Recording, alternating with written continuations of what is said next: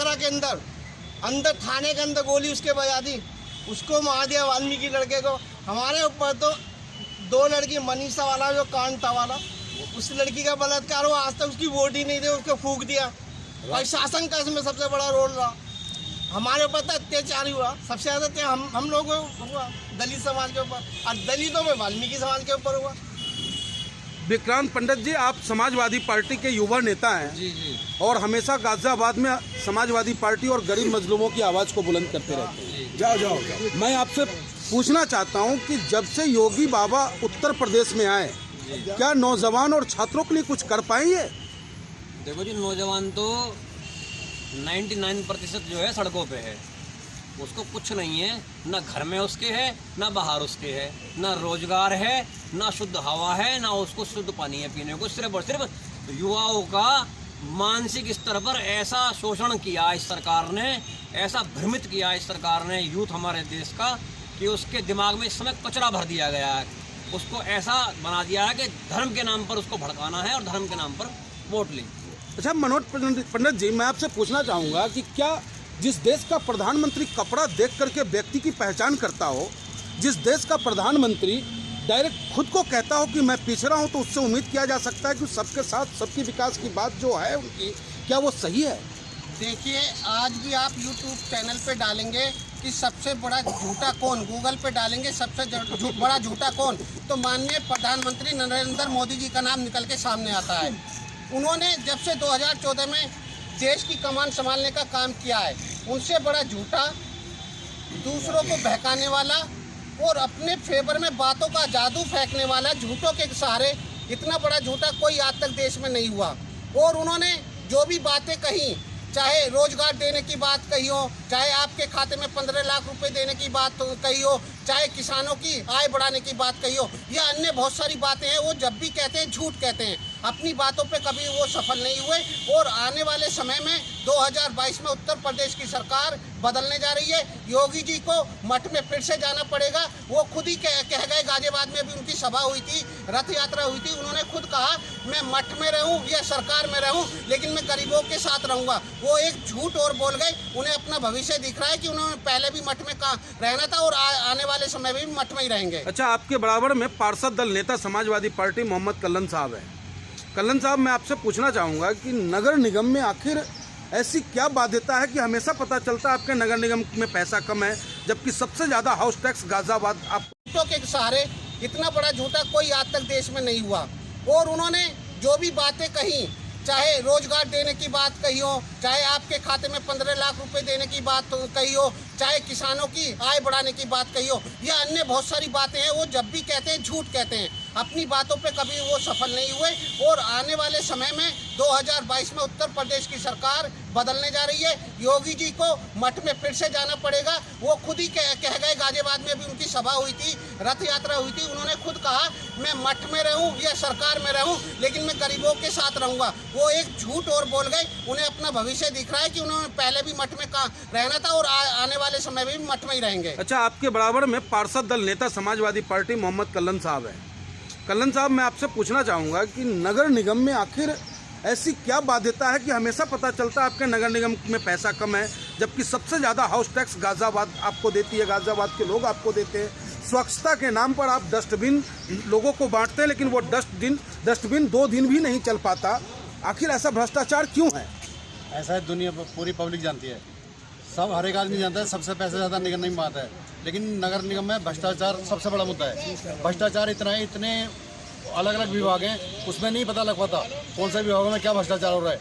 कर्मचारियों का ले लो, फर्जी कर्मचारी रख दिए जाते हैं और पैसा ले लिया जाता है। तो इस तरह के बहुत सारे मुद्दे, ठेके, मैं कह रहा हूँ हर एक वार्ड में बराबर होना चाहिए, लेकिन एक वार्ड में 5 करोड़ के काम हो रहे हैं और एक वार्ड में 1 करोड़ का काम नहीं है। तो ये अनदेखी मेयर साहब कर रही हैं और कोई नहीं कर रहा, नगर आयुक्त साहब और मेयर साहब। तो इनको खुद ही ये भ्रष्टाचार है जो सबसे बड़ा भ्रष्टाचार कर रहे हैं। अब हमारे साथ समाजवादी पार्टी के जिले के उपाध्यक्ष वरिष्ठ नेता मनमोहन झा गामा जी जुड़ चुके हैं। उनसे जानना चाहेंगे, आप इस देश और प्रदेश में जो सरकार चल रही है उसके बारे में आपका क्या कहना है? देखिए, राजनीति का सबसे बड़ा गुरु अगर कोई रहा तो वो चाणक्य रहा। और चाणक्य जी ने कहा है कि वही व्यक्ति देश को चला सकता है जो अपने परिवार और समाज के दर्द को महसूस कर सकता है। हमारे देश और प्रदेश में जो बैठी सरकार है वो पूर्ण रूपेण भीष्म पितामह दुर्योधन और दुशासन की भूमिका में बैठा है।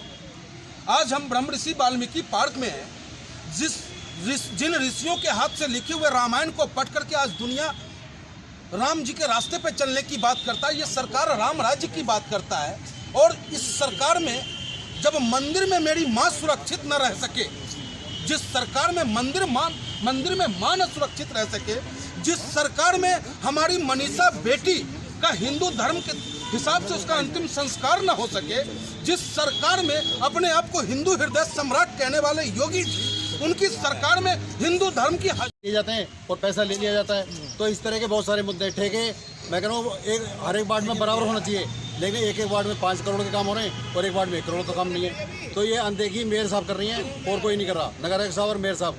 तो इनको खुद ही ये भ्रष्टाचार है जो सबसे बड़ा भ्रष्टाचार कर रहे हैं। अब हमारे साथ समाजवादी पार्टी के जिले के उपाध्यक्ष वरिष्ठ नेता मनमोहन झा गामा जी जुड़ चुके हैं, उनसे जानना चाहेंगे आप इस देश और प्रदेश में जो सरकार चल रही है उसके बारे में आपका क्या कहना है। देखिए, राजनीति का सबसे बड़ा गुरु अगर कोई रहा तो वो चाणक्य रहा, और चाणक्य जी ने कहा है कि वही व्यक्ति देश को चला सकता है जो अपने परिवार और समाज के दर्द को महसूस कर सकता है। हमारे देश और प्रदेश में जो बैठी सरकार है वो पूर्ण रूपेण भीष्म पितामह दुर्योधन और दुशासन की भूमिका में बैठा है। आज हम ब्रह्म ऋषि वाल्मीकि पार्क में हैं, जिन ऋषियों के हाथ से लिखे हुए रामायण को पढ़ करके आज दुनिया राम जी के रास्ते पे चलने की बात करता है। ये सरकार राम राज्य की बात करता है और इस सरकार में जब मंदिर में मेरी माँ सुरक्षित न रह सके, जिस सरकार में मंदिर में माँ न सुरक्षित रह सके, जिस सरकार में हमारी मनीषा बेटी का हिंदू धर्म के हिसाब से उसका अंतिम संस्कार न हो सके, जिस सरकार में अपने आप को हिंदू हृदय सम्राट कहने वाले योगी उनकी सरकार में हिंदू धर्म की हजारों बॉडियां अपने पंचतत्व में विलीन होने के लिए तड़प रहा हो, तो हमें नहीं चाहिए ऐसा राम राज्य, हमें वो रावण राज्य ही चाहिए।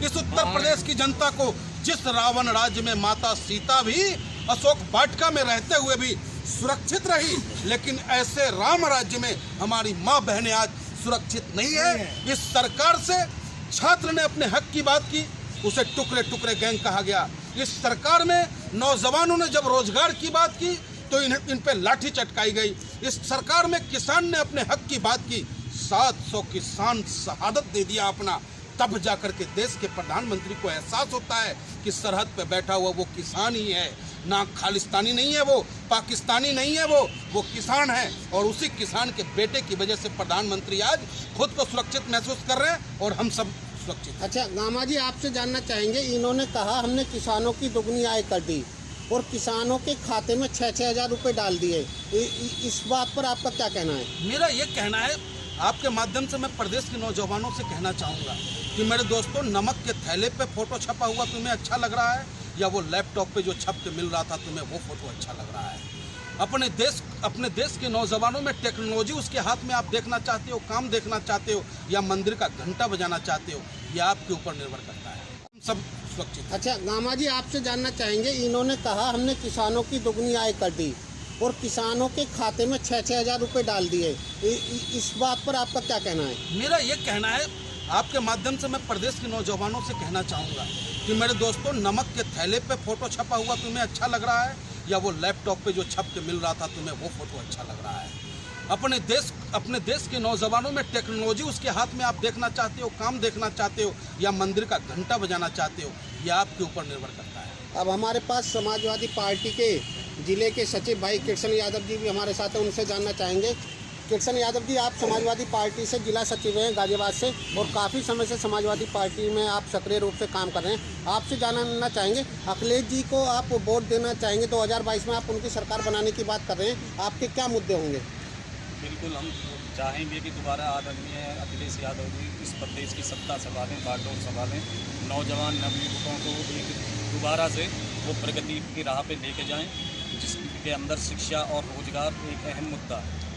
अखिलेश जी ने पहले जब सरकार 2012 से 17 तक रही, उन्होंने लैपटॉप का वादा पूरा किया, किसानों की आय पानी मुफ्त देने का वादा किया। अब वो 300 यूनिट बिजली फ्री देने का काम कर रहे हैं और महिलाओं को वो जो भी पेंशन देने की बात उन्होंने कही है और किसानों के लिए पानी मुफ्त देने की बात कर रहे हैं, इसमें आप क्या कहना चाहेंगे? देखिए, महिलाओं के लिए पहले ही सरकार में भी आदरणीय अखिलेश यादव जी सरकार के द्वारा मान भत्ता देते रहे, जिसमें बीजेपी की सरकार आते ही योगी जी ने तुरंत उस भत्ते को बंद कर दिया। रही पानी और बिजली के बिल की, तो वो जो कहा गया है वो पूर्ण किया जाए। और बीजेपी वाले लोग जो आपके बीच में शहर में कह रहे हैं कि हमने गाजियाबाद को प्रदूषण मुक्त बना दिया, सारे गड्ढे मुक्त कर दिया, इस पर क्या कहना है आपका? आप जाइए गाजियाबाद के अंदर जाइए, हमारे कई कॉलोनियाँ हैं, नंदग्राम है, विजयनगर है। अगर गड्ढे आपको देखने हैं तो वहाँ जाएं, वहाँ पर आप गड्ढे देखें। आदमी शहीद नगर है, इस्लाम नगर है, कैला भट्टा है। अगर 2 मिनट 5 मिनट की बारिश हो जाए तो उस गड्ढे में अगर आदमी चला जाए तो ना तो ये पता चलेगा कि आदमी कहाँ गया या गड्ढा है या रोड है। 5 मिनट की बारिश में यहाँ के जो आपका नाले हैं वो ओवरफ्लो हो जाते हैं। नगर निगम जैसी बिल्डिंग खुद की वो डूब जाता है, सड़कें जलमग्न हो जाती हैं। कहने के लिए इन्होंने कुछ सिर्फ इनके पास जुमले हैं, जैसे इनके शीर्ष नेतृत्व है वैसे ही उनके लोक निकाय के लोग। आपने देखा कि गाजियाबाद के नौजवानों की आवाज़ आपने सुना और देखा भी। आपसे अनुरोध करते हैं कि इस चैनल को देखें और सब्सक्राइब करें। जय हिंद, जय भारत।